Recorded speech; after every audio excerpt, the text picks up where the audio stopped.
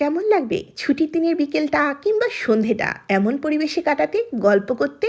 আকাশ তখন মেঘলা, ঝিরিঝিরি বৃষ্টি হচ্ছে। একদিকে পাহাড়, অন্যদিকে সমুদ্র, তো অন্যদিকে জঙ্গল। কি একটা অবস্থা, তাই না? আমি তো আমার ভিডিওতে সবসময় বলি, বাস কান্ট্রির ওয়েদার ডিটেক্ট করা বড্ড কঠিন। ওই যে কি সুন্দর একটা সানি ডে, কখন যে মেঘলা দিনের গল্পে পরিণত হলো টেরই পেলাম না। বারিকা স্পেনের বাস কান্ট্রির একটি ছোট্ট ও সুন্দর পৌরসভা। এটি বিশেষ করে পরিচিত তার সমুদ্র তট, পাহাড়ি ক্লিপ এবং প্রাকৃতিক সৌন্দর্যের জন্য। আটলান্টিক মহাসাগরের পাশে অবস্থিত এই জায়গাটি সার্ফিং, হাঁটাহাঁটি আর প্রকৃতি উপভোগের জন্য খুবই জনপ্রিয়। এখানে বাড়িটা দেখো, ওটা পুরো বিচের পাড়ে। এটি বিস্কায়ের সবচেয়ে পুরনো পৌরসভাগুলোর মধ্যে একটি।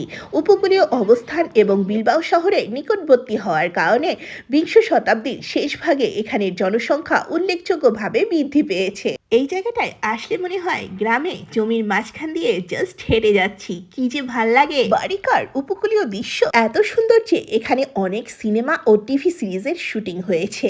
যেটা মোস্ট ইম্পর্টেন্ট, প্রকৃতি এখানে সারা বছরই সবুজ। শীতে বেশি বৃষ্টি হয়, তবে গ্রীষ্মে আবহাওয়া থাকে মৃদু ও আরামদায়ক। হলসিন যুগে এই ভূখণ্ডগুলো সমুদ্র থেকে অনেক দূরে, কারণ তখন সমুদ্রপৃষ্ঠের উচ্চতা ছিল প্রায় 150 মিটার কম। যেটা গুরুত্বপূর্ণ প্রশ্ন, সেটা হচ্ছে হলসিন যুগ কি? হলসিন যুগ হচ্ছে পৃথিবীর বর্তমান ভূতাত্ত্বিক যুগ।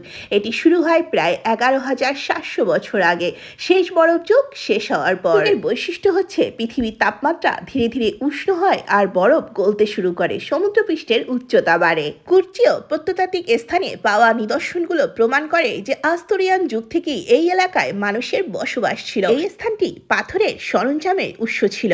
496 সালে সানসোভেলা বারিকায় তার আদি নিবাস প্রতিষ্ঠা করেন, যা পরে প্যারিস গির্জার উৎসে পরিণত হয়। 13শো শতাব্দীতে বিস্কায়ের শাসক লোপে দিয়াজ দে হারো এই বসতিকে একটি নগর সনদ প্রদান করেন। সেখানে স্থানীয় বাসিন্দাদের তিমি শিকারের উল্লেখ রয়েছে। বারিকা সবচেয়ে বেশি পরিচিত তার ফিনিশ ক্লিফ এর জন্য। এগুলো সমুদ্রের ঢেউ ও ভূতাত্ত্বিক পরিবর্তনের ফলে তৈরি স্তরযুক্ত পাথুরে পাহাড়।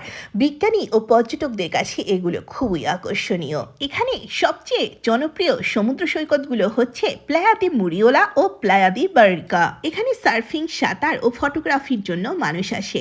আমার দেখা সবচেয়ে সুন্দর সানসেট পয়েন্ট বোধহয় বারিকাই। যাক, বেশ কিছু ইনফরমেশন শেয়ার করেছি এই জায়গাটা সম্পর্কে। ইচ্ছে ছিল এটা নিয়ে ডিটেলে কিছু বলার, ইচ্ছেটা পূরণ করে নিলাম। তো যাই হোক, যারা স্পেনে আছেন চাইলেই বাস কান্ট্রির এই সুন্দর লোকেশনগুলো ভিজিট করতে পারেন। আবার হাঁটতে হাঁটতে চলে গিয়েছিলাম জঙ্গলের দিকে। এখান থেকে প্রায় 1 কিলোমিটার হেঁটে বাস স্টেশনে যাব।